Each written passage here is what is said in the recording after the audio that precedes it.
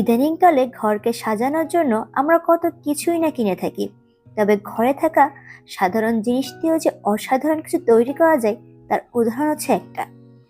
এই দেখুন তো, এক ঘরে থাকা ফেলে দেওয়া কিছু কার্ডবোর্ড দিয়ে কি সুন্দর একটা ল্যাম্প তৈরি করে নিয়েছি। আর এই ভিডিও কিন্তু আমি ইউটিউবে দেখেছিলাম। আপনারা হয়তো এই টাইপের ল্যাম্প তৈরির ভিডিও ইউটিউবে দেখে থাকবেন, আর দেখে না থাকলে আমার এই ভিডিও দেখে তো অবশ্যই তৈরি করতে পারবেন। আর এটা কিন্তু একেবারে ইজি তৈরি করা। আর আমি কিন্তু আমার পছন্দ মতো কালার এবং ফুল বসিয়ে নিয়েছিলাম, যাতে এটা দেখতে আরো বেশি সুন্দর লাগে। আর সে সাথে দিয়ে দিয়েছিলাম কিছু লাইট। আর এই লাইট দেওয়ার জন্যই কিন্তু এটা দেখতে আরো বেশি সুন্দর লাগছে। আপনাদের কাছে কেমন লাগছে অবশ্যই কমেন্ট করে জানাবেন।